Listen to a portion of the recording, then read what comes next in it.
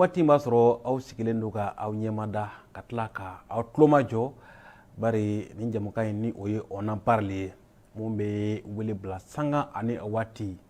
Mali denw ma minnu bɛ ɲinini kɛ jamana in kunnafoniw kan ani u bɛ jamana ko bɛɛ kalama o de la an bɛ to k'u wele ka kumasenw bila u kɔrɔ u ka ɲɛfɔli kɛ maaw ye minnu bɛ an lamɛn ani minnu bɛ an lajɛ kuma minnu bɛ ni olu bɛ to ka bilisa an senkɔrɔ an ka segu kɔnɔna na jamana kɔnɔ olu kana lajɛli kɛ an ye o la bi an kɛmɛ ka an wasa don belebele fila la tun minnu bɛ i ka dɔn jamana bɛ bolo min kan bi ani an bɛ minɛn min kɔnɔ bi u caman bɛ u sen da yɔrɔ dɔ o la o dankɔrɔba fila in u bɛna kuma an ye i ka dɔn babusen fila kan babusen fɔlɔ u bɛ tali kɛ an bɛ i ka dɔn bɛɛjɛ faga min kɔnɔ ani kanabila min bɛ ni o ye liberté d'expression u bɛna kuma o kan o bɛ cogo min bi n'a sɔrɔla a fɔra cogo min ni a bɛ ka kɛ ten walama ni bi bɛ ka kɛ fɛn dɔ kan n'a sɔrɔla o kow latilennen don an bɛna baro kɛ o kan bari an filɛbaw a tɛ aw si ma dunan ye bi k'a fɔ jamana in kɔnɔ an bɛ nin k'an da don bara kɔnɔ k'a sabu kɛ fɛn jumɛn ye bi hali ni ko n ko n'o ni suɲɛ tɛmɛnfan tora ka bɛn n'i ma kunnaja i bɛ taa kɛ bɛko hali suɲɛ tɛ don i kan o kɛn bɛ fɛn ye bi min ni o kɔnɔguwan bɛ an na nka sanni jamukan ka se a kuncɛyɔrɔ la maa caman bɛna fɛnwali caman sɔrɔ a la bari ani hakilitigiw bɛ baro la n b'a dɔn aw fana hakilitigiw ye minnu bɛ k'an lajɛ o babusen tɛmɛnen kɔfɛ jamana a lakana bɛ minɛn min kɔnɔ bi o dogolen tɛ aw ni ne si la ni an tɛna tila kɔfɛla la ka na faaba kɔnɔ sa o y'an ka babu tako filanan ye lakana sabatibaliya an bɛna kuma o fana kan u bɛna hakili jagabɔ kɛ an ye o fana kan an ye an wasa don maa minnu na bi kinibolo fɛ o ye Kalilu Tera kulu min bɛ n'a bɛ wele ko i k'a dɔn mouvement Nouvelle Horizon faso jɔsira o maa don numanbolo fɛ i k'a dɔn Abdul Karim Konate parti yɛlɛma o tɔnden jolen don ni maa fila an y'u wele u sɔnna k'u ka baara bila ka na sigi aw ye filɛbaw ye ka na fɛsɛfɛsɛli ni walawali kɛ aw ye babu senba fila in kan o tuma an b'aw fɔ k'a waleɲuman dɔn k'a fɔ ko a yɛrɛ k'aw bisimila bɛɛ b'i ka so sanni waati ka gun o b'a sɔrɔ an ye ɲɛ sɔrɔ ko caman na cɛbilencɛ nakun ye dɔ ye an tɛna ko bila dagurinda la bari ne b'a dɔn aw kɔrɔtɔlen don k'a sabu kɛ nin cɛ fila in an n'u bɛɛ delila ka baro kɛ yan nɔ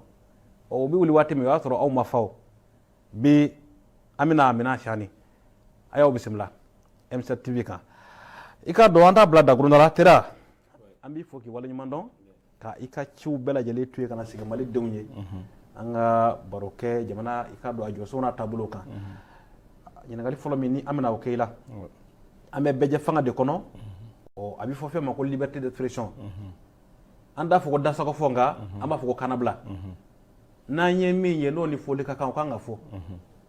an tun bɛ o jamana de kɔnɔ o tumana an ye wulikajɔ caman kɛ hali n'a ma kɛ anw ɲɛna an kɔrɔw ye wulikajɔ caman kɛ 1991 ani kelen sa n'o ye 1991 ye ka hali ka k'olu ɲɛ waasa bɛɛ ka fɛrɛ an da ka bɔ o bara kɔnɔ nka yalima o an bɛ mara min kɔnɔ bi an bɛ bolo min kan bi jamana in bɛ cogo min bi yalima ko in bɛ o cogo la hali bi wa. Merci bien. Yani ka don kuma na n bɛ maliyɛnw bɛɛ lajɛlen fo mɔgɔ mɔgɔ tulo b'an na mɔgɔ mɔgɔ bɛ k'an lamɛn nin wagati in na an ka foli bi bɛɛ ye ka don i ka question na k'a yira bi Mali ko bi an yɛrɛ bɛɛ jɔrɔlen don bi parce que nin ye ko dɔ de tiɲɛtɔla ye Mali kɔnɔna na mɔgɔ de sara pour que liberté d'expression ka se ka bila sur place parce que combat dɔ de kɛra en 91 o y'a sɔrɔ Mali n'était pas un pays démocratique combat de kɛra k'a fɔ faso kɔnɔ bɛɛ n'i jɔyɔrɔ don bɛɛ n'i ka pouvoir de don mais bi an bɛ kɛnɛ min kan bi ala ko tiɲɛ jamana bɛ ka taa bolo min kan bi maliyɛn bɛɛ b'a dɔn k'a fɔ liberté d'expression tɛ dɛ a menacelen don ka se niveau min ma bi ala de b'a dɔn bi kuma ka kan bi mɔgɔ de bɛ choisir mɔgɔ min kan ka kuma dɔw bɛ choisir olu bɛ kuma dɔw bɛ choisir olu man ka kuma i b'a sɔrɔ bi kuma dɔ cɛ ka ɲi dɔ la bi kuma dɔ cɛ man ɲi dɔ la bi yarɔ o ma se k'a fɔ ko mɔgɔw yɛrɛ k'o juger bilen tuguni parce que bamananw yɛrɛ ɲuman ko ye ko i fɔ ko ban bi an bɛ kɛnɛ min kan bi fanga bɛ minnu bolo bi olu de ka kan ni kuma ye ni fanga t'i la bi an bɛ transition fanga min na bi n'i ye min fɔ mandat de dépôt bɛ da i kan i bɛ taa MCA la yarɔ k'a fɔ o bɛɛ kun ye mun ye parce que ni baara ma ɲi ni i bɛ siran mɔgɔw kana kuma sinon i bɛ ka min kɛ n'a ka ɲi i tɛ mɔgɔw bali k'u tɛ kuma mɔgɔw minɛli ka t'u datugu k'a fɔ ko karisa kumana ni dɔ critiquer ou bien k'a fɔ ko dɔ échoué la dɔrɔn k'i minɛ ka t'i datugu kaso la n'an y'an sigi k'o filɛ k'u b'an bɛɛ lasiran ko in ye o kelen dɔrɔn de solution de bɛ ka kɛ ka mɔgɔw lasiran parce que jamana tɛ ka bouger olu ye kuma kɛmɛ fɔ yan'u kana fanga na u y'a yira k'a fɔ n'u nana bɛɛ solution bɛ sɔrɔ olu bolo mais bi constat min bi maliyɛnw bolo bi bɛɛ ɲɛ b'a la k'a fɔ depuis minnu filɛ fanga na bi depuis u nana foyi ma yɛlɛmɛ bon pour que k'u ka problème datugu mɔgɔw kana se ka kuma ni min kumana u bɛ minɛ ka t'o datugu bon an tɛ foyi ɲini u fɛ n'i ye baara kɛ mɔgɔ tɛ fɛn reprocher la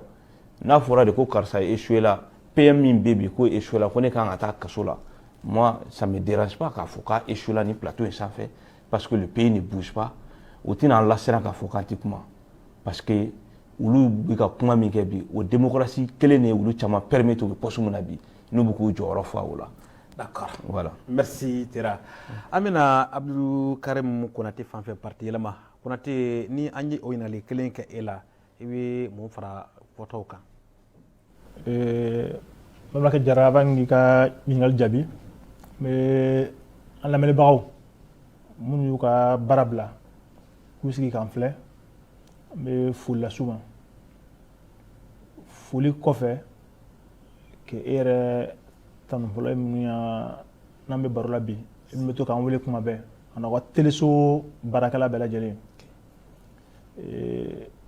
n'i y'a ye an bɛ sigi teleso kɔnɔ k'an bɛ kuma bi mɔgɔw k'an filɛ kun dɔ de y'an lase o ma parce que a fɔra ko kuma kala bila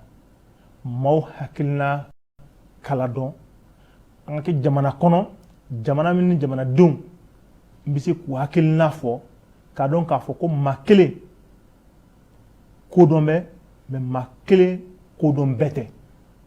ni maa kelen kodɔn bɛɛ tɛ o kɔrɔ jamanaden jamanaden o jamanaden bɛɛ kan k'i hakilina fɔ an bɛ hakilinaw ta de k'a lajɛ i b'i ta fɔ ne b'a fɔ nin yɔrɔ nin bɛnna ne ma nin yɔrɔ ma bɛn ne ma ni hakilina ye n'an taara nin sira in fɛ nin ka surun ni nin sira ye hakilila an y'o de kɛlɛ kɛ 91 k'a yira k'a fɔ ko mɔgɔ kelen kodɔn bɛɛ tɛ an k'a to bɛɛ ka se k'i hakilina di bɛɛ ka se ka fara ɲɔgɔn kan an ka wuli an ka jɔ n'an fara ɲɔgɔn kan an bɛ se ka taa ɲɛ o de y'a to an sera bi ma o de y'a kɛ n ye min fɔ an bɛ teleso in kɔnɔ o y'a kɛ arajow cayara presse écrite cayara ko min b'an kun n'an kan cɛ an ka se k'a fɔ bonya ani basigi kɔnɔna la nka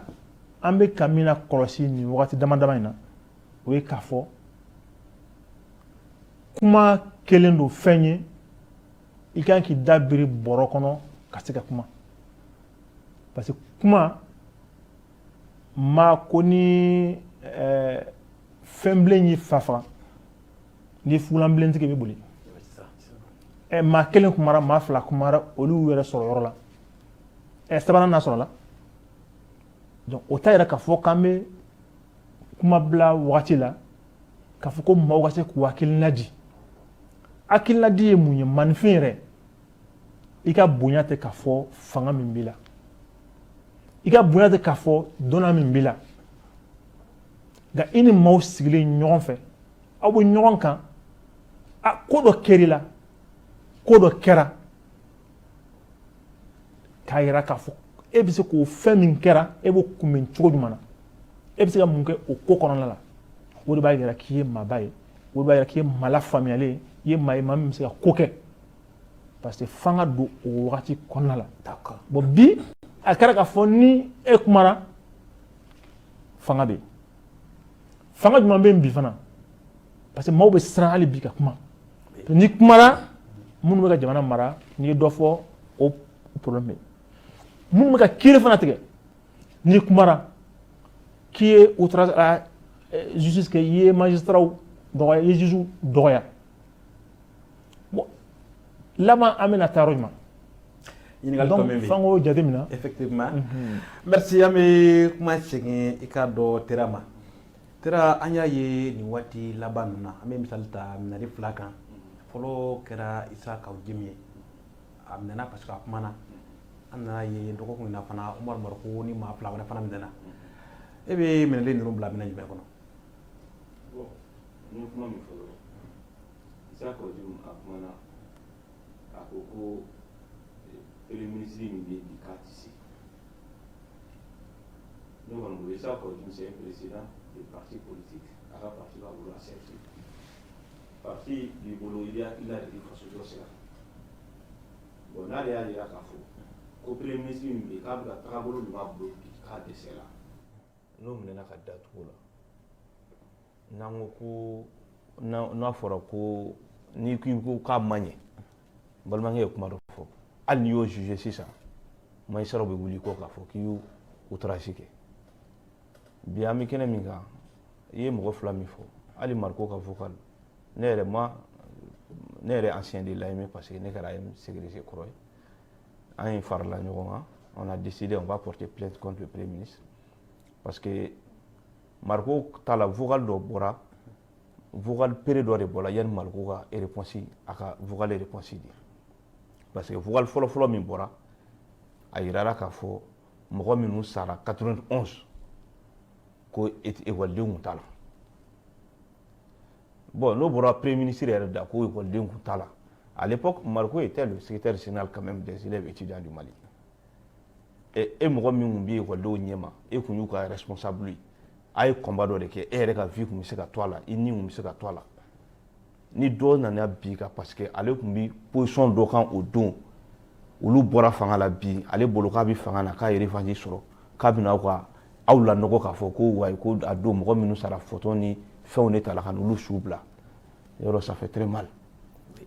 Mariko ye kuma min fɔ n t'o kuma juger parce que mɔgɔninfin n'i dimina n'i ye combat dɔ kɛ ka tɛmɛ i y'a engagement e de b'i ka engagement degré dɔn Mariko ye kɛlɛ min kan 91 bɛɛ b'a dɔn k'a fɔ bi n'i y'a mɛn démocratie bɛɛ y'i ka part jouer a la a don ekɔlidenw y'u ka part ba de jouer a la mɔgɔw denw sara la n bɛ exemple ta Aïssata Cissé qui est à l'ORTM sa fille est décédée aux événements de 91 n'i y'o fɔ mɔgɔ minnu den sara la ko photo de sara yɔrɔ a kan ka digi bangebaa bɛɛ la n'i den tor'o la bon mɔgɔ min ye mɔgɔw labɔ a don parce que u tun bɛ combat dɔ la u bɛ fɛ fɛn dɔ ka yɛlɛma n'o fɔra ko ka militants sara k'o ye photo ye k'o ye lagalagatɔ ye k'o fɔ i ka militant ma ça fait très mal on pense que bi kuma min de don bɛɛ b'a dɔn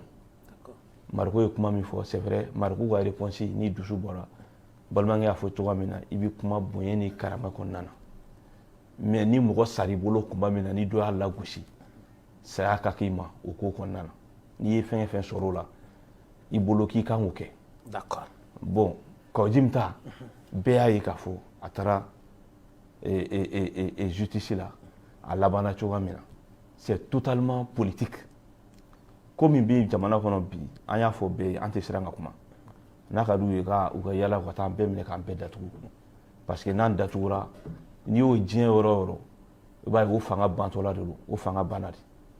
parce que n'a dɛsɛra n'a ko mɔgɔw kana kuma ni min kumana a b'o minɛ ka datugu ni min t'i e ka avis partagé b'o minɛ ka datugu ça veut dire k'i laban i kelen bɛ to i dama na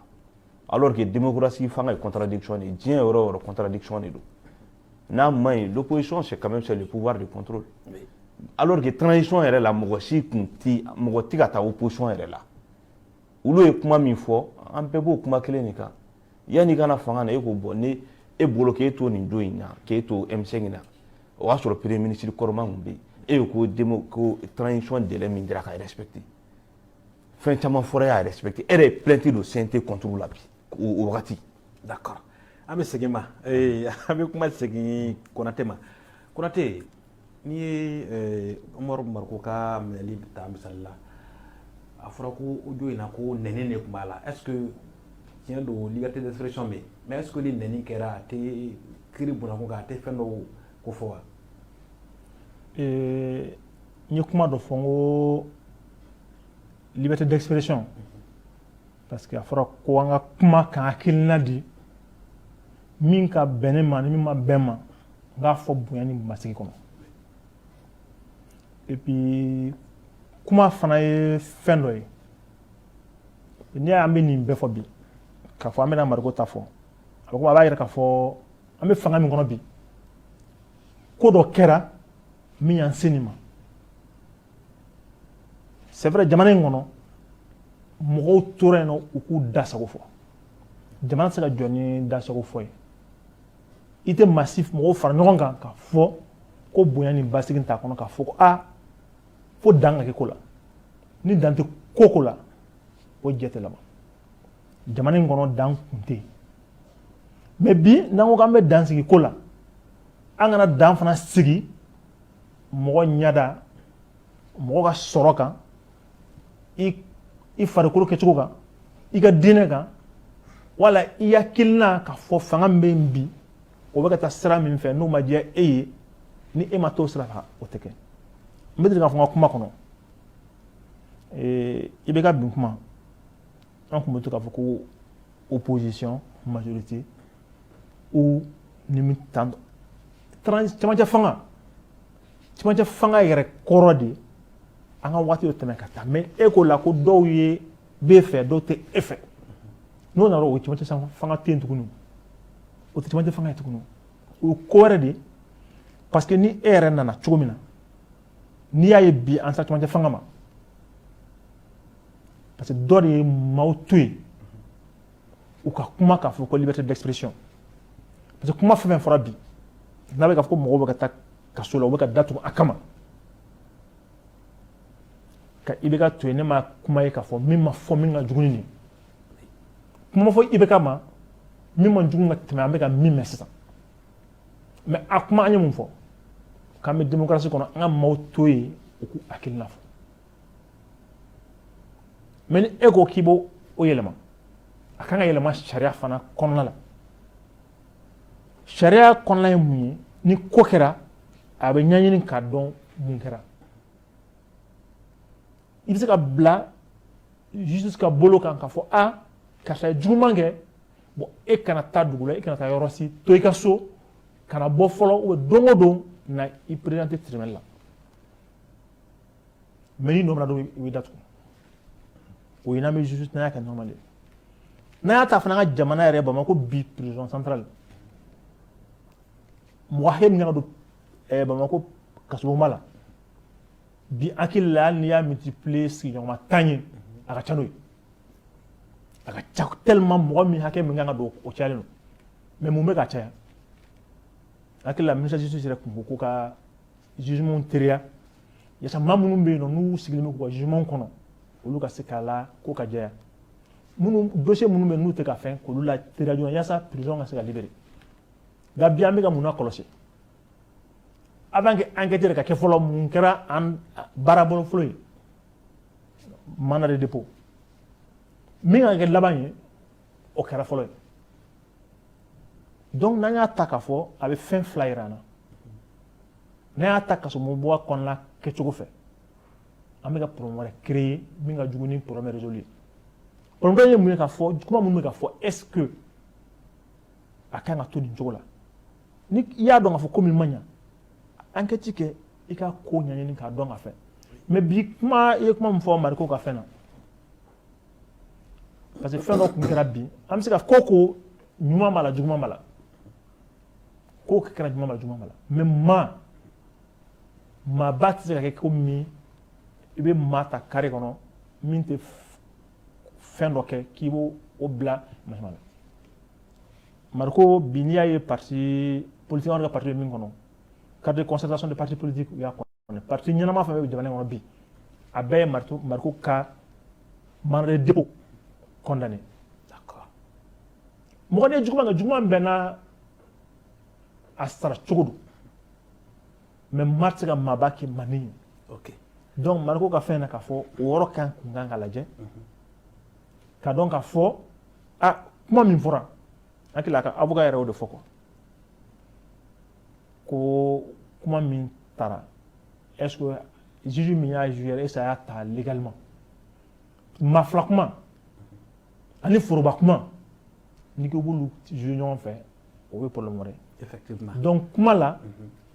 prévu n'i b'a utiliser o fɛn sugu bɛ yen nɔ mais kuma min fɔ ka maaba kuma fana don o fana kuma jɛngɛra il faut o yɔrɔ fana ka fɔ mais mafila kuma don maa kɛrɛfɛ kuma don d'accord an t'o ta k'an b'o kɛ yangali kuma ye n'an b'o ta yangali kuma ye hakili la maa min bɛ gouvernement kɔnɔ bi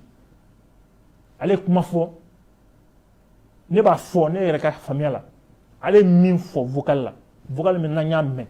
o ka jugu ni Mariko ta ye d'accord an bɛ donc n'o ka jugu ni Mariko ta ye Oui. Mariko ma ɲanga ale ma ɲangali min kɛ nin don man ka se o ɲangatali ma problème t'a la. mais jamana kɔnɔ oui f'an ka dan siri ko la ok ko ka dɔn k'a fɔ a kan ka taa sira min fɛ n'o ma kɛ jamana kɔnɔ a tɛ ɲɛnabɔ an bɛ segin vocal ma ni ala sɔnna ma ɲininkali bɛ nale Tera ye kun ko ko aw minnu delila ka kɛ secrétaire général ye ni Mariko yɛrɛ fana tun bɛ a tɔ in na an bɛ se ka fɔ ko a sigibaa dɔw don ko aw labɛnnen don k'aw ka ɲagili sɛbɛn ta ka taa aw yɛrɛ fɛ bin kɛra Mariko kan de wa yalima kuma mun a sɔrɔla kuma min nɔfɛ est ce que a tɛ kiiri kun bɔ wa bon bi n'i ye ko ta k'a bila contexte kɔnɔ i b'a ye Mariko ye n ye kuma dɔ fɔ kɛlɛ min kɛra 91 parce que n'i y'a mɛn AM Mariko de ye AM yɛrɛ ségrégé fɔlɔ ye yanni AM ka na syndicat étudiants camanba tun bɛ yen mais AM ale ségrégé fɔlɔ kɛra Mariko de bon 91 bɛɛ b'a dɔn AM ye jɔyɔrɔ min kɛ démocratie kɛlɛ la bon maintenant ni e ko mɔgɔ min y'o kɛlɛ kɛ à l'époque étudiants bɛɛ Mariko ka militant de parce que quand même l'AM c'est l'association des élèves étudiants du Mali ça veut dire que élèves ni étudiants bɛɛ ka association de don ale min y'o bɛɛ ka premier responsable ye ni mɔgɔ sara o la écolidenw sara ni e bɔra k'a fɔ ko karisa à l'époque nin ka militant minnu sara militants tɛ photos ni lakalakatɔw de don a bɛ mun kɛ i la a b'i tɔɔrɔ a bɛ tɔɔrɔ kojugu bon n'o fɔra i ma i b'i yɛrɛ bila en cause o de la an y'a ye min fɔra a man ka fɔ parce que min fɔra tiɲɛ tɛ on le dément tiɲɛ tɛ parce que écolidenw sara n'i taara carré des martyrs la mɔgɔw tɔgɔw bɛ wuli bi mɔgɔ badenma bɛ yen minnu balimaw sara la an bɛ se ka a lisi kɛ n'a t'a kalama an b'a lisi d'a ma an bɛ t'u bɛɛ ka famille la ka t'u ka famille yira la mais n'ale m'o partager ni olu somɔgɔw ye fo bi parce que ala ye ko dɔ kɛ ale y'i sɔrɔ jɔyɔrɔ dɔ la ale tun bɛ nin ko kɛlɛ la depuis 91 ko bɛna kɛ revanche ka mɔgɔw ka suw lagosi u bolo k'o su ye photo su ni lakalakatɔ su ye e mɔgɔ min wulu ka ɲɛmɔgɔ ye a bɛ tɔɔrɔ mais est ce que premier ministre de ye minɛli kɛ wa aw bɛna plainte dira jɔn de contre la bon an ka plainte an bɛna don premier ministre contre la est ce que ale de ye minɛli kɛ bon bi bɛɛ bɛ Mali bali cogoya dɔn an bɛ se k'a fɔ certes pouvoirs séparés non parce que n'a fɔra fɔ ko pouvoir judiciaire b'a dama pouvoir exécutif b'a dama on est d'accord mais ni kumana bi u bɛna fɔ k'i y'u lagosi magistrat bɛ wuli ko an man ka nin fɔ an man ka nin fɔ alors que hali Bakaricogola ka affaire la u yɛrɛ dama ministre yɛrɛ ma lettre ci k'a fɔ ko mɔgɔ dɔ bɛ cour la ale yɛrɛ m'a faamuya mais je pense que bi kuma kan ka di politique mɔgɔw ma o fana droit bɛ politique mɔgɔ bolo k'i ka interprétation kɛ k'i ka commentaire kɛ et quand même affaire judiciaire la ni min ka ɲi o droit b'an bolo an k'olu fɔ ni min man ɲi a droit b'an bolo an ka fɔ mais n'a fɔra k'an privé a kuma la totalement ça peut pas aller o y'a ye olu ko dɔ bɛ ka kɛ u bɛ ka masquer population de la Mariko ka cas c'est vrai Mariko Umar ka kuma laban n'an ye vocal fila ninnu ta premier ministre ye min fɔ a ka jugu ni Umar ta ye mais bi comme ale premier ministre ye lui là l'appareil étatique ale bɛ yen bon fanga bɛ boli Mariko kan Mariko bɛ taa kaso la mais est ce que ala diyara k'a fɔ ko vocal min bɔra ko premier ministre est ce que ala diyara k'a fɔ ko a yɛrɛ kumakan don wa parce que an bɛ waati min na ko bɛ se ka yɛlɛma an bɛ aw yɛrɛ ka fɔ de nouvelle technologie minnu bɛ yen il paraît que a bɛ se ka kumakanw yɛlɛma est ce que an y'o justifier fɔlɔ bon an bɛ kuma o question kan ka poser magistrats de kunna juges de kunna parce que hali Mariko ta an bɛ se k'o question kelen poser comme bi bɛɛ b'a dɔn Mariko c'est un gars quand même très honnête a ye kuma min fɔ il va pas dire que k'ale m'a fɔ hali ni ne tun bilala Mariko placé la mun b'a fɔ mais peut-être a fɔcogo de tɛna kɛ kelen mais premier ministre ka cas a fana ma bɔ k'a fɔ k'ale m'a fɔ n'a kun y'a ye k'u kun ye fɛn dɔ adressé a la k'a fɔ i ye nin kuma fɔ explication de la n'a ko ale ka kumakan tɛ sɛgɛsɛgɛliw bɛ se ka kɛ o sinon Mariko ye premier ministre ka vocal n'i y'a yɛrɛ vocal daminɛ la ka na laban na kuma min fɔra a kɔnɔ o kuma ye duguci kuma don parce que premier ministre bɛ ka mɔgɔ dɔw accuser o de la ne b'a ye Mali kɔnɔ ko badema bɛ ka kɛ juge b'u yɛrɛ u bɛ affaire u b'u yɛrɛ autosaisir dossier badema la on se demande parfois est-ce que Maliens tɛ ka bɔ ɲɔgɔn na il y a certains qui sont Maliens purs il y a d'autres qui sont pas Maliens parce que ne bolo fanga ka kan Malien bɛɛ ka kan fanga de la Mali constitution de b'o fɔ ko tous les Maliens naissent égaux an bɛɛ ka droit ye kelen mais bi an ka faamuyali la bi i b'i yɛrɛ ɲininka ni e tɛ fanga in na ne t'u kɔ est-ce que Malien droit min bi Malien tɔw bolo o b'e bolo parce que ni e kumana n'i ma janto olu bɛ min fɔ ni e y'a fɔ i bɛ t'i yɛrɛ sɔrɔ problème na sinon ale ye min fɔ n'an k'an b'a kuma ten ale ye mɔgɔ dɔw accusé ale ko Adama de ye mɔgɔ ninnu bila berewuruju bila alors que a don saya min kɛra Ala de b'a dɔn n'i y'o fɔ k'a sɔrɔ preuve ba t'i bolo yarɔ ko kan ka ɲɛɲini en tant que premier ministre du Mali mais Macky Sall ko non ko kuma man ka kɛ ko ye premier ministre o ye Malien super ye an k'o bila comme Mariko n'est personne Mariko ne vaut rien on parle de Mariko an bɛ t'o datugu kaso la comme diɲɛ fɛnɛ lawuru turu an kɔni an bɛ premier ministre an fɛnɛ bɛ wuli an b'an ka dossier mun to a contre la Ala de bɛ fanga di Ala de bɛ fanga minɛ bi ni se b'olu ye ko Mariko olu ko se tɛ Mariko ye Mariko ye kuma min fɔ parce que u ka militaires sara k'u ye photo ni lagalagatɔ n'o ma bɛn a ma n'a kumana tan n'u y'a minɛ ka taa datugu kaso la anw dalen don a la k'a fɔ yanni an ka se don nataw la ni Ala ma basi kɛ parce que an bɛ baara min na terrain kan an b'a dɔn fanga in bɛ yɛlɛma ni fanga in yɛlɛmana justice ɲɛnama a bɛ segin jamana in kɔnɔna na ni min ni min ka kan Malien la bɛɛ bɛ juger à ta juste valeur ni Ala ni kira jɛna n'a ye inshallah a bɛ ɲɛ Konate n bɛ segin ni kuma i ko kuma caman fɔra fanga min tɛmɛna k'u kuma dɔw kun ka ŋɔɲɛ tun b'olu la ka tɛmɛ nin kan fɛn ma bɔ olu la nka bi ni i tora ka hali a fɔ ko sokɔrɔ di ka di n'i ma kunnaja n'i m'a fɔ yɔrɔ n'a fɔ kuma dɔn a bɛ kɛ ko wɛrɛ ye o tumana na an ko k'an bɛ e ɲininka est-ce que liberté d'expression o tumana dɔw n'a ka kan ka tɛmɛ dɔw kan wa n ye min fɔ kuma de don souvent mɔgɔw bɛ fɛn fila ɲagami ɲɔgɔn na a bɛ fɔ de ma tubabukan na ko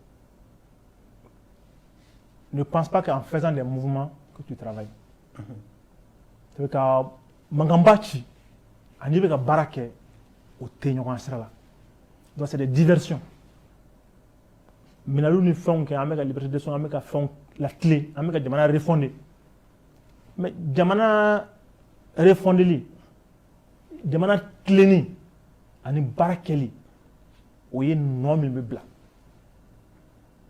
n'a ye temps ta bi ka se bi ma an bɛ se ka nɔ fɔ juma de la ko nɔ bɔra a la nɔ bɔra min na an bɛ min kɔni ye flagrant ka ɲaba la o ye Bamakɔ bɛ ka fa o kɔni nɔ bɛ ka bɔ MCA bɛ ka fa fɛn kɛra i taara ko maaw minɛra k'u ye détournement kɛ anti corruption mais a dossier fɛn fɛn kɛra a bɛɛ kɛra dossier kɔrɔlenbaw ye n'an bɛ fɛ ka changement kɛ fɔlɔ yɛlɛma ye mun ye fɔlɔ minnu bɛ fanga la bi an ye yɛlɛma jumɛn y'a la souvent bɛ fɛn dɔ fɔ mɔgɔw ye diversion ani baara kɛli tɛ kelen ye bi a bɛ fɔ ko corrupteur an tɛ ka fosi ma yɛlɛma o n'i ye kuma min fɔ ko ko président jara ka sara kɔ a ka indemnité k'a jara kɔ ko ka fɛn maa jara fɛn fɛn kɔ i da tɛ don a taa sira fɛ a ma ja ka sara kɔ dɛ il n'a fait qu'une diversion k'a fɔ maaw ye ne jɛra n t'a kɔ mais sato min bɛ ka jɔ ji min bɛ ka jɔ jɔn tɔgɔ ka sɛbɛn a kan a bɛ ka sɛbɛn de président mais président ka wari d'o ma a ko k'a jɛn'a kɔ kɔni ayi n'i jɛra a kɔ i taara wari min di misiri ma i taara wari min di wari dunbaga t'a f'i ye k'i ka wari dun tuguni dɛ mais an bɛ ka mun ye a tɔgɔ de bɛ ka sɛbɛn a bɛɛ sanfɛ ale ta tɛ o a tɔgɔ tɛ o n'a kun jɛra a kɔ a wari man ka verser a kun a kan ka bila to territoire kɔnɔ de a man ka verser de parce que terrain de vie m'a changé indemnité fɛnɛ bɛ yen nɔ CNT kɔnɔ a ma changé primature a ma changé présidentielle la fɛn ma yɛlɛma o a tɔgɔ de changera wa kuma don bonnet blanc bonnet la a bɛɛ kelen donc fɛn ma kɛ k'a fɔ ko yɛlɛmali donna donc liberté d'expression na an b'a fɔ k'an bɛ fɔ k'o de yira mɔgɔ la k'a fɔ ko an bɛ ka fɛn dɔ yɛlɛma mais ne b'a fɔ de la o ye ka mɔgɔw ɲɛ lako k'an bɔ sira kan k'an bila fɛn dɔ kan an bɛ fɛ ka taa sira min kan an bɛ ka jouer ni mɔgɔw ka sensibilité de c'est juste la peur des Maliens donc Malien bɛ fɛ ka min mɛn a tulo la dɔrɔn ka fɛn fɛn maɲi b'a fɛ ka min mɛn a tulo la komi o de bɛ fɔ mɔgɔ bɛ fɛ ka mɔgɔ ma tulo sago a sɔn ka di o ma ni sira jɛlen ye kuma dɔ la donc min ka di maaw tulo ye u bɛ f'u ɲɛna ka yɛrɛ k'a fɔ k'an bɛ ka baara kɛ an bɛ ka ko kɛ k'a sɔrɔ fosi tɛ ka bouger sinon ni fɛn bɛ ka bouger premier ministre k'a ma yan nɔ ko jamana in kɔnɔ premier ministre si ma deli k'a ka programme d'action présenté comme ale y'a kɛ cogo min na nka n m'a dɔn fana ni premier ministre fana ɲɔgɔn ye baara kolon kɛ baara tiɲɛlen kɛ ka taa yen bɔ parce que ka daminɛ bi ma fɛn fɛn fɔra ɲɛtaa kelen na min sera ka kɛ a fɔra an ɲɛna k'an ka élection ko kuma bila mais al'o fana tun an bɛ ka mɔgɔw hakilina yɛlɛma tuguni ko jamanadenw ko k'ale jamana cilen don an ka taa élection k'olu mago tɛ fɛn wɛrɛ mɔgɔ bɛ élection la maa si m'o fɔ maa si m'a fɔ k'a mago tɛ jamana jɔli la n'i y'a bɛ élection kɛ lakana sabatira donc n'a fɔra k'i ka élection kɛ mun b'a to élection bɛ kɛ i bɛ élection date fɔ i kan ka baara min kɛ min bɛ élection kɛ i kan k'o baara de lasabati mais o de tɛ ka fɔ maaw ye maaw bɛ ka tromper ni o kuma de ye ko maaw ko yɔrɔ ko élection donc u mago tɛ lakani la i tɛ se ka élection k'i ma lakanali la sabati o i tɛ se ka élection kɛ ka dɔn k'a fɔ élection minnu n'an y'a critiquer n'an ma sɔn n'a ye mun y'a to mɔgɔw ma jɛn n'a ye parce que fiɲɛ dɔ tun b'a organisation kɛcogo la o fiɲɛ ninnu bɛ latilen cogo jumɛn o de k'a fɔ ko ka chronogramme fɔ ne bɛ taa Kayi sini ne b'a minɛnw siri bi mun b'a yira ko sini k'e bɛ taa Kayi i ma labɛn o donc i b'a fɔ de n bɛ taa sini n ye minɛnw labɛn n ye minɛnw labɛn an ka passé ma dafa a ko min ka passé ma dafa bon an ka bila sinikɛnɛ la mais e ma minɛn fara ɲɔgɔn kan e m'a fɔ nin de bɛ n kun ka se ka n ka billet ta e ko maaw ma ko ayi nin t'a fɛ ne ka voyager de ayi a t'a fɛ ka voyager kun jumɛn na o fɔ maaw ye donc élection kunbaliya o fɔlen don donc an kana maaw tromper an kana maliyɛnw manipuler ka kuma cɛɲu k'u tulo kɔrɔ ni maa min kumara bi e tɛ jamana fɛ e tɛ jamanaden ye parce que maa o maa n'i ma fanga ka hakilina fɔ bi ko e ye fasoden jugu ye parce que maliyɛn bɛɛ b'a fɛ bi a ka liberté ka d'a ma maa si tɛ maliyɛn ye bi ko min t'a fɛ bi mali ka danbe ka segin a ma an ka danbe kɔrɔ sɔrɔ an ka kɛ maliyɛn ye maliyɛn min bɛ se a yɛrɛ kɔrɔ mais an ka sebala an yɛrɛ kɔrɔ an ka n'o dulon maa wɛrɛ la an yɛrɛ ka yɛlɛma kɛ fɔlɔ bon o yɛlɛma kɛli o bɛ sɔrɔ mun fɛ an ye baara minnu kɛ n'an ye san 20 kɛ n'o ye acquis ye an ka n'olu bafouer liberté d'expression o b'o o kɔnɔna la liberté d'expression de b'a to an bɛ se k'a fɔ jamana marala minnu b'an kunna bi aw ka baara a ɲɛna aw ka baara ni fiɲɛ b'a la a ye nin fiɲɛ in a la tile nin yɔrɔ aw ma se k'a kɛ a ye taa nin sira fɛ yaasa an ka taa fɛn o fɛn n'a tɛ fɔ ka a ɲuman n'a juguman tɛ fɔ ye a tɛ se ka kɛ o ye hakilina kelen de ye donc f'an ka bɔ o kɔnɔna la an ka jamana in an ka tiɲɛ fɔ maaw ye sisan an ka tiɲɛ fɔ an ka na ko kɛ mɔgɔ n ye min fɔ kuma kɔnɔ sisan mɔgɔ tulo sago an ka na ko kɛ ni maaw ɲakun ye maa ɲakun o tɛ fosi ɲɛnabɔ an ka ko kɛ jamana ka hɛrɛ bɛ min na mais an kana yira k'a fɔ fɛn fɛn bɛ bɔ ne da ne de ye fasoden ɲuman ye fɛn fɛn bɛ ne la gosi olu ye fasoden jugu ye n'i y'o fɔ maaw ye ka maaw la fili de maliyɛn bɛɛ bi an b'a fɛ an ka jamana an ka se an yɛrɛ kɔrɔ an ka lakana kala sabati mais o tɛ sabati fo an ka tiɲɛ fɔ ɲɔgɔn ye an ka tugu ɲɔgɔn kɔ an ka ɲɔgɔn tɛgɛ minɛ an ka baara kɛ ɲɔgɔn fɛ mais bi an tɛ k'o ye. merci Konate Tera yalima ni an tora nin cogo in na sini ma sini kɛnɛ ma e ko maaw an bɛ tɛna an ta to an kɔnɔ wa an bɛ se ka mun de kɛ bi pour que liberté d'expression n'o ye ka an kana bila an ka kuma ka fiɲɛw fɔ ka ɲumanw fɔ an bɛ se ka mun de kɛ pour que o sera ka fɛrɛ an ɲɛ bi. Bon ne bolo an m'a dan yɛrɛ bɔ Mali constitution y'a dan mɔgɔ bagabagali de don parce que baara dɔw bɛ ka kɛ bɛɛ b'a dɔn résultat tɛ yen promesses yira la k'a fɔ ni an nana maliyɛnw ka vie bɛ falen n'an nana nin ko min yɛlɛma u yɛrɛ kɛ mesiw ye ja a fɛɛrɛ t'u bolo a solution t'u la a hakili t'u la bon pour que ka mɔgɔw lapapa pour que an kana se k'o kuma fɔ toujours o de la a bɛ fɔ ni min kumana ni ye un mot fɔ min tɛ taa olu ka jimi sira fɛ o bɛ mandat da i kan i bɛ taa MCA la MCA bɛ fɛrɛ ka fa de fo goudron sanfɛ an bɛ kuma parce que objectif ye min ye intimidation de don bon intimidation in u t'an dɔn de parce que ni intimidation kun bɛ se mɔgɔ la Mali ni démocratie min filɛ a kun tɛ sɔrɔ parce que ne bolo minnu y'a kɛlɛ kɛ hali u bɛ ka minnu minɛ bi 91 o fanga kun ka girin ni fanga in ye se min kun b'o fanga o y'a sɔrɔ Mali yɛrɛ an danbe b'an bolo an ta y'an yɛrɛ ye an ka territoire bɛɛ b'an yɛrɛ bolo presque mais bi an ka jamana yɛrɛ menacelen don an yɛrɛ sécurité problème ba de b'an bɛɛ da la bi komi an bɛna se o yɔrɔw ma kɔfɛ mais e mɔgɔ min yɛrɛ i ka jamana t'i bolo contrôle foyi t'an bolo bi Mali kɔnɔ mun de bi min ma gɛlɛya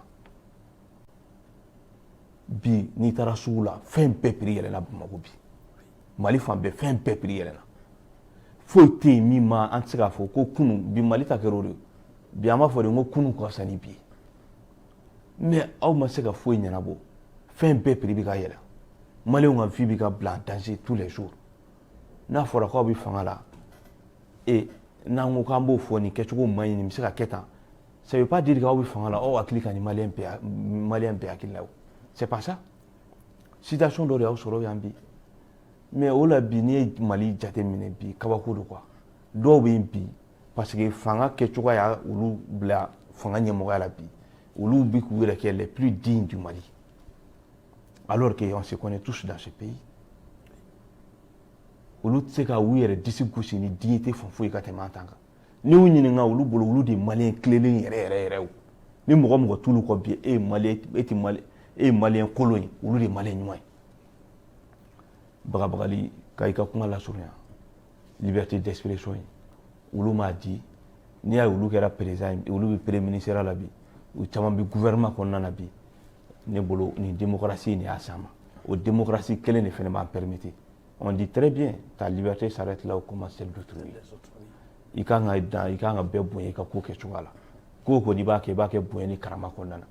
mais a tɛna an bilasira kan tɛ kuma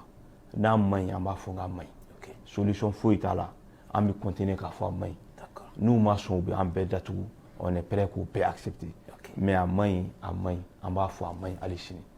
ni n'olu bolo de bɛ Mali jɔ an ka taga n'a sira ye voilà. Merci an filɛbaw an bɛ segin ka foli kɛrɛnkɛrɛn aw ye hali bi k'a fɔ ko an ka babu sen fɔlɔ an bɛ o datugu nin yɔrɔ in na ka babu sen filanan ta an ka bi maa welelenw bɛ tali kɛ Ibrahim Kalilu Tera ale ye kulu min n'a bɛ wele ko Nouvelle Horizon faso jɔsira o tɔnden jolen don o tɛmɛnen kɔfɛ Abdulkarim Konate parti yɛlɛma ale fana tɔnden jolen don olu maa fila de bɛ an bolo bi an bɛ ka baro kɛ jamana in kow kan an ka i k'a dɔn babu sen tako filanan o bɛ tali kɛ fɛn min kan o ye lakanabaliya o sabatibaliya min bɛ fo a kɛra an yɛrɛ minnu bɛ faba kɔnɔ yan an yɛrɛ bɛ da sa ɲɛ kelen tugulen kelen yɛlɛlen don bari an laban b'a yira k'a fɔ ko lakana in yɛrɛ e ko a dɛsɛlen tɛ Mali yɛrɛ kɔfɛla la fo an siyɔrɔ n'o ye faba yɛrɛ jamana yɛrɛ faba n'o ye capitale ye a bɛ komi a bɛ nin ka jabala sɔrɔ anw yɛrɛ fana fɛ yan nɔ wa Konate ni maa min ye e ɲininka o kɔrɔfɔ la k'a fɔ ko est-ce que lakana ma bɔ kɔfɛ sa ka na lakana sabatibaliya a ma Mali yɛrɛ dakɛdugu ban sa ka na wa faba yɛrɛ kɔnɔ e bɛ mun fɔ o la lakana an bɛ ka lakana kɛ fɛn dɔ ye k'a fɔ banbagaciw an ye lakana n'i ye lakana fɔ bi caman b'a hakili bɛ to de la lakana t'o dɔrɔn ye lakana est-ce que Bamako yan bi maa bɛ da ni tulo fila ye hakili la bi an bɛ da n'an tulo kelen bɛ da k'a fɔ nin sira ni ne y'a ta ni heure la n tɛ se ka bɔ nin sira in fɛ ne dalen n ka so kɔnɔ binkanni bɛ se ka kɛ n kan o ye lakana fɔlɔ ye bi Bamako an tɛna se k'o lawaleya an y'a ye tile damani kɔfɛ moto taxi ye marché kɛ u ye mankan ci jamana dugu kɔnɔ n'a fɔra ko moto taxi bɛ attaquer Bamako pont kan pont da la i bɛ se k'o lakali cogo jumɛn Bamako pont da et puis pont da min fana don hakili la su o su polisiw bɛ jɔ pont yɔrɔ la ka barrière contrôle kɛ a jigin yɔrɔ n'a yɛlɛ yɔrɔ fila bɛɛ a kɛra côté min na parce que hakili la a don moto min kɛra pont kura ta kan a kɛra avant Zorel contrôle tun bɛ yen nɔ ani contrôle cɛ a tɛ 1 kilomètre bɔ donc n'o sera ka kɛ jamana min kɔnɔ o sera dugu min kɔnɔ maa bɛ se mun lakana kuma fɔ o kɔnɔ mais o bɛɛ juguyara ka se niveau jumɛn fana ma hakili la premier ministre y'a fɔ a ka kuma dɔ kɔnɔ ko fanga n'i tɛ se ka jamana lakana fo fanga man kan ka to yen a y'o fɔ jana ka kɛ premier ministre ye ka kɔn biɲɛ quoi ka kɔn biɲɛ a y'a kuma fɔ ka fɔ sɔrɔsiw ka bɔ Bamako u ka fanga to yen u ka taa kɛlɛ daga kɔnɔ kɛlɛkɛyɔrɔ la n'u bɔra u bɛ yɔrɔ min yɛrɛ n'o yɛrɛ fana ma lakana dun ni e b'o kɔnɔna la hali bi mun kan ka fɛ o ma donc Bamako bi a bɛ komi n'i ye a bɛ fɔ min ma ko îlot i ye duguni dɔ ta dɔrɔn ka taa bila kɔgɔji cɛmancɛ la u ye fɛn dɔ ta k'a bila ji cɛmancɛ la Bamako kelen bɛ o de Mali kɔnɔ bi parce que Segu sira Segu yɛrɛ an tɛ fɔ ko Segu ɲɛfɛla dɛ mais Segu yɛrɛ duguba fan dɔ ba numan bolo hakili la bi maa tɛ se ka se ne yɛrɛ ka dugu n'o ye Kayi ye hakili la bi maa o maa n'i bɛ taa Kayi n'i ma tɛmɛ Jimala i hakili sigilen tɛ Kucala kɔnɔ o caman kɛra juma sɔrɔ Bamako la donc lakana jamana in kɔnɔ a bɛ ka don o don dɔ de bɛ fara a bɛ fɔ de mɔgɔ ka laɲini mun ye ko bi ka fisa ni kunun ye nka ni kunun fisara ni bi ye o tɛ hɛrɛ ye o tɛ hɛrɛ ye bi jamana in lakana kɛra o de ye kunun ka fisa ni bi ye effectivement parce que an ye min ye laban min ye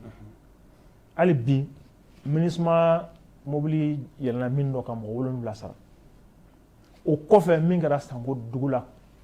Bajangara sira kan o ma dogo maliyɛn si la mais an bɛ se mun na ka wuli k'an nana Sangafo la ko jɛn'i ka su fana jɛgɛnaji la i tun b'a tobi ka d'a banabaatɔ ma a tobi ka d'a banabaatɔ ma bi an mago bɛ de a ɲɔgɔn wɛrɛ kana kɛ d'accord an bɛ mun nɔfɛ k'a fɔ depuis an nana an y'a sɔrɔ dugu mugan minɛlen don an sera dugu 2 libéré d'accord nka bi mun bɛ fɔ an nana sɔrɔ dugu 20 de bɛ yen nɔ nka bi an tɛmɛna dugu 30 la an bɛ segin ma donc kunun ka fisa ni bi ye a bɛ segin ma i k'a dɔn Konate an b'i fɔ k'i waleɲuman dɔn kɛra fanga mun bɛ an kunna hakili la u ka wulikajɔ waati u ye fangaba sɔrɔ ni k'a fɔ ko lakana ma sabati est-ce que u nalen ka na se sisan ma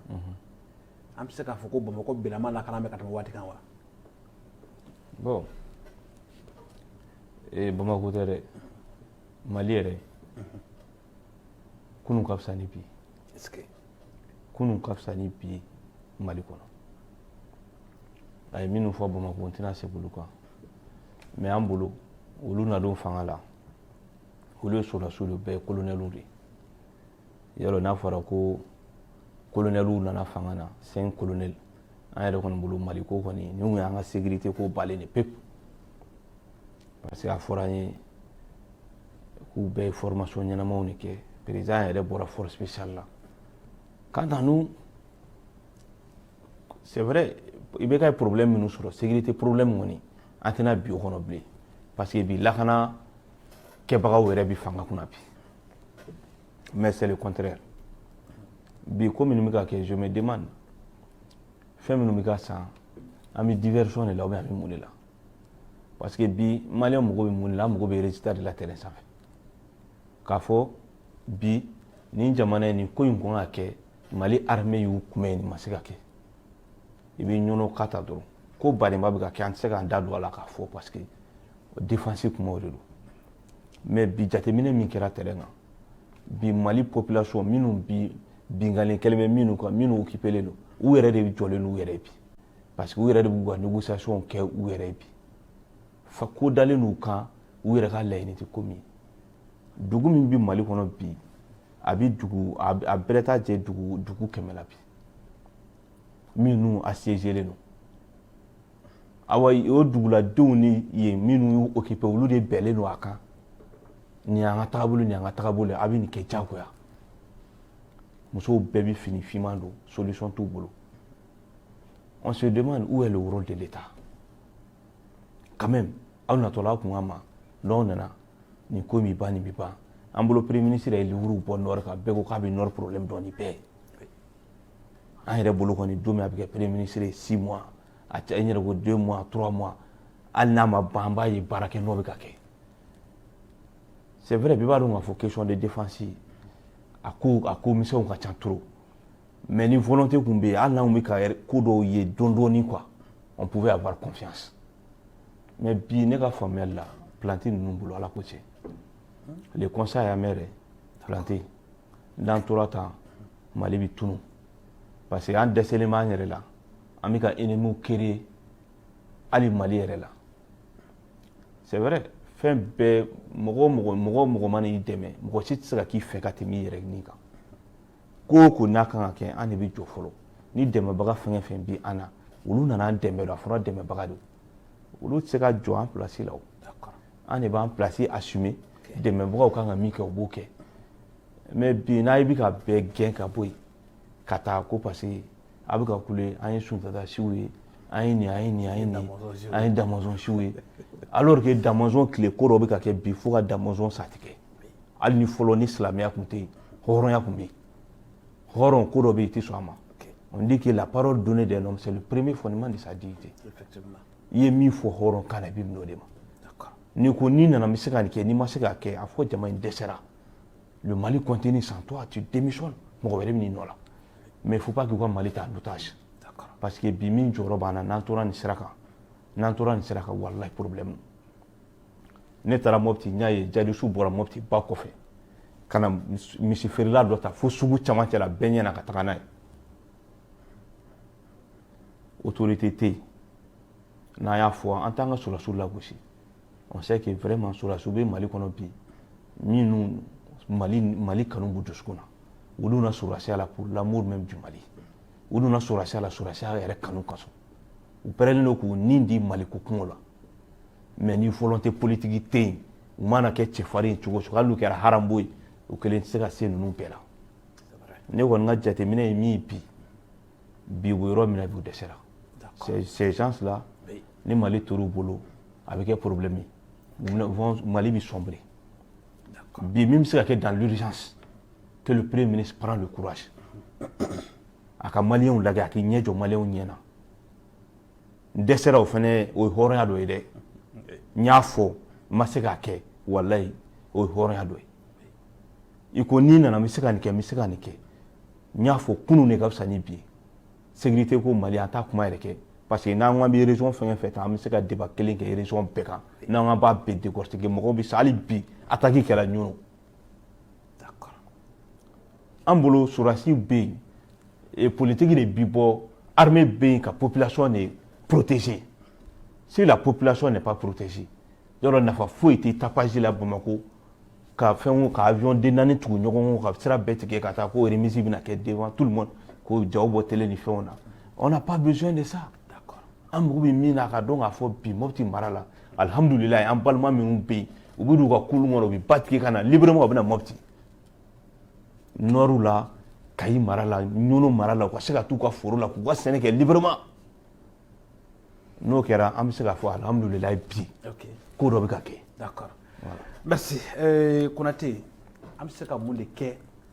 n'a fɔra ko e ka fɛɛrɛ di an lakanabaaw ma u bɛ se ka mun de kɛ bi walasa jamana in ka segin a kɔrɔlen na ka lakana sabati komi a tun bɛ cogo min kɔrɔlen ni kuma dɔ fɔ n ka kuma kɔnɔ n ko an ka fara ka maaw tulokɔrɔ diman f'u ye an ka tiɲɛ fɔ bi maliyɛn dɔw ka hakilina ye mun ye ko n'i y'an bɛ dingɛ in kɔnɔ Faransi don an ka taa Irisi nɔfɛ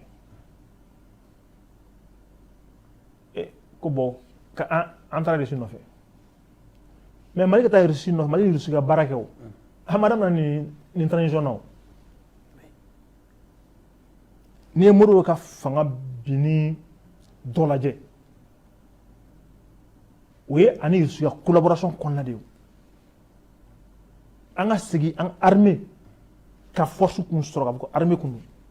Irisi ka collaboration kun don il faut qu'on arrive avant qu'an ka fɔ k'an bɛ taa Irisi nɔfɛ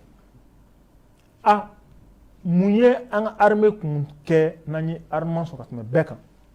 n'o kun bɔra Irisi la mun y'a kɛ an ka fanga binna Modibo fanga binna mun y'a to a sera niveau ma fanga baara kɛ ni o de ye an ka baara kɛ ni mun fana ye n y'a fɔ n ka kuma kɔnɔ n ko transition ma dabɔ fanga sinɛ kama maa si tɛ yen k'i ko dɔn bɛ maa o maa i mago bɛ maa tɔ la hakili la bi an ka premier ka kuma n'a b'a fɔ bi il a été premier partout. C'est ce qui se glorifie, il pense qu'il est le plus intelligent.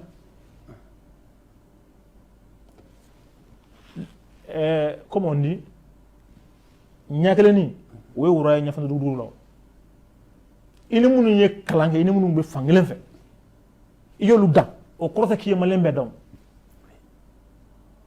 Donc, Angabo, ou Kumaban, nous connaissons. Angabo, ou fin nous connaissons la kafo, bi amawemuna. Malien bɛɛ jɔyɔrɔba la malien bɛɛ bɛ se ka dɔnya malien bɛɛ kan ka a jɔyɔrɔ fa faso jɔli la malien si man ka fɔ an bɛ dɔ den kɛrɛfɛ ma sɔn hakilina ma munna e ye nin fɔ yasa peut-être hakili la e ma ne ta faamuya komi ne bɛ ɲɛfɛ n bɛ se ka faamuyali k'i ye ka n tɛgɛ jɔ i ye an ka se ka taa n'an ye maliyɛnw fara ɲɔgɔn kan bi diɲɛ bɛ cogo min na jamana si kelen tɛ se ka fɛn kɛ an y'a ye o premier ministre kun commencera ka kuma la CEDEAO ne veut pas l'intérêt du Mali l'Union africaine la France o don o kɔnɔ a ye mun fɔ que le Mali ne peut pas vivre, Mali n'est pas un îlot. Mali crée ce café, il faut que baraka. Oui. Quand muso gosi tile fɛ ka tila ko sufɛ ka na a ɲa jɔ ɲa la o bɛ se ka bɛn o tɛ bɛn o. D'accord. Donc an k'a dɔn k'a fɔ bi an mago bɛ maliyɛn bɛɛ la fara ɲɔgɔn kan fɔlɔ o ye kelen ye. D'accord. An k'a dɔn k'a fɔ jamana fɛn fɛn n'a bɛ an na minnu an tɛ se ka taa u kɔ mais ko jɛ fana la yasa jɛ ka mɛn a ka si sɔrɔ o ye tiɲɛ fɔ ye donc an ma sɔn yɔrɔ min ma an k'o fɔ tɔw ye nin yɔrɔ an ma jɛn ni nin ye nka nin wagati nin yɔrɔ an hakilina ye nin de ye a y'an dɛmɛ an ka taa nin sira fɛ hakili la a y'o kelen fɔ burukinabew ka minisiri ye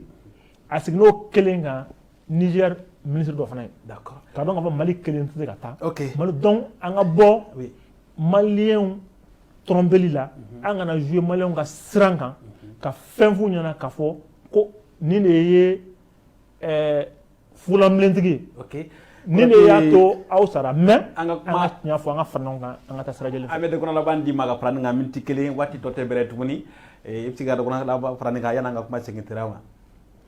ne hakilina kuma laban ye min ye o ye k'a fɔ transition in a kuncɛ ɲuman a baara kɛcogo ɲuman o ye an bɛɛ ka hami ye an bɛɛ k'an cɛsiri k'an kɔnɔnadiya ɲɔgɔn ye an ka transition dɛmɛ fo maaw k'a dɔn fana k'a fɔ transition dɛmɛli o tɛ k'a fɔ ko minnu b'a ɲɛfɛ f'i ka kɛ o de fɛ f'i ka tiɲɛ de fɔ u ye nka k'a fɔ min bɛ ɲɛfɛ fo min ka d'ale tulo ye ne k'o de fɔ an ka bɔ o kɔnɔna n b'o de fɔ kuma caman il faut qu'on arrive à dépersonnaliser les choses Mali kɔnɔ o de b'an sɔrɔ kuma bɛɛ ni fanga nana an bɛ fanga ani fanga kalifalen min na an b'olu ɲagami ɲɔgɔn na d'accord bi n'an kumara Asimi Sogɛl ayi Mali bɛ dilan cogo ɲuman o ye ale ne aw bɛɛ lajɛlen an ka fara ɲɔgɔn kan an ka hakili k'u kelen ye bɛɛ k'i ka dɔ kɛ komi ni so bɛ jɔ bɛɛ ka kɛ birikiden kelen ye Mali ko la an ka se ka Mali in jɔ ka kɛ Mali ye an yɛrɛ hakilina ye min ye Mali bɛ se ka ca cogo min na an k'o kɛ k'an bolo di ɲɔgɔn ma donc n b'aw bɛɛ lajɛlen fo ka hakilina kɛ jama fɛ. i Konate tera an bɛ dɔgɔnɔ laban di ma miniti fila i ka fɛɛrɛ mun ye lakana ko ɲɛ na ani wele kan b'i bolo. Ne bolo Sogɛl moi je l'invite à démissionner à bɔ premier ministre la maliyɛnw yɛrɛ bonya kama o fana u ka bɔ manipulation na u kana wari cɛ ka di mɔgɔw ma ka taa an y'a ye min kɛra monument de l'indépendance la wari min bɛ ka bɔ a bɛ ka bɔ faso kɛsu de kɔnɔ nin jɔyɔrɔba bɛ an ka sécurité la an ka bɔ tapage la an ka ɲɛsin baara yɛrɛ ma discours tɛ jamana foyi jɔ baara de bɛ jamana jɔ n'i bɛ ka baara tu n'as même pas besoin i ka kuma kɛ baara yɛrɛ b'a yɛrɛ fɔ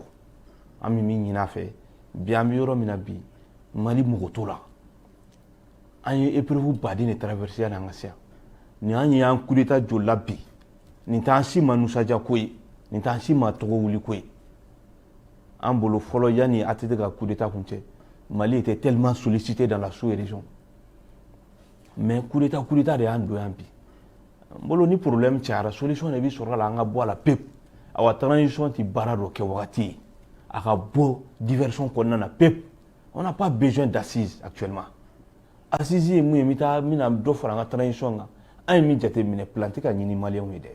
fanga de bɛ ka sécuriser ne bɛ fanga min na bi olu bɛ ka essayer k'olu ka fanga in de sécuriser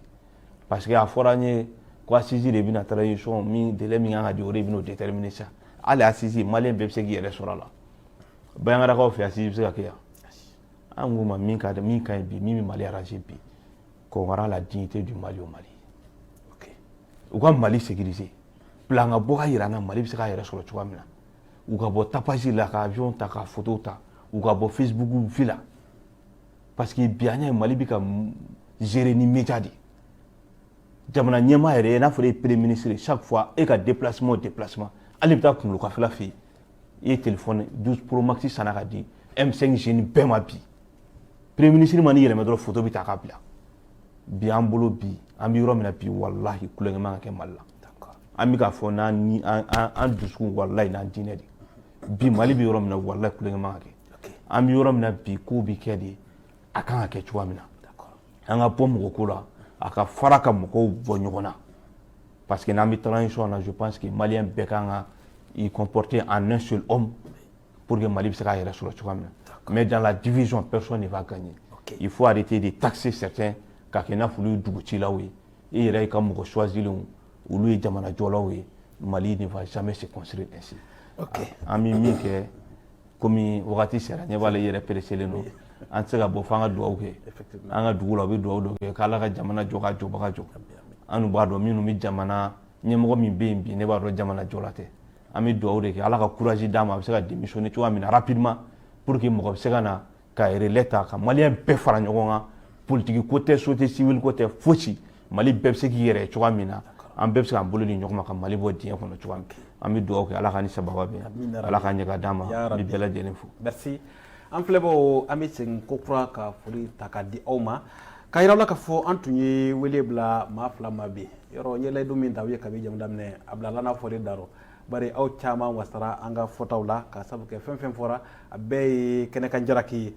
ye si tɛ i k'a dɔn kunkolodimi nka a bɛɛ ye ɲɛdimiw de ye o tumana aw foli kɔfɛ an b'a yira aw la k'a fɔ an tun y'an wasa don maa 2 la bi ka na kuma aw ye an ka jamukan kɔnɔna na ni u ye Ibrahimu Kalilu Tera i k'a dɔn kulu min bɛ n'a bɛ wele ko Nouvelle Horizon faso jɔsira ale ye o tɔnden jɔlen ye ani an balimakɛ i k'a dɔn Abdukarimu Konate parti yɛlɛma ale ye o fana tɔnden jɔlen ye olu 2 de tun bɛ ka kuma an ye bi i k'a dɔn an ka jamukan kɛnɛ kan an bɛ aw fo ka aw waleɲuman dɔn a y'a ka baara bilalen min kɛ k'an lajɛ o foli bɛ lase aw ma ka fɔ ni Ala ma basi kɛ don wɛrɛ an bɛna wele bila maa wɛrɛw ma minnu bɛna kuma aw ye ninnu minnu fana filɛ k'a fɔ ko weleli tɛna dan nin ma bari u ma tila an ye kuma minɛ ka sɔrɔ a ma ban nka a tɔ fɔ dɔw bɛ na an b'a fɔ ko Ala ka waati wɛrɛ yira an na merci.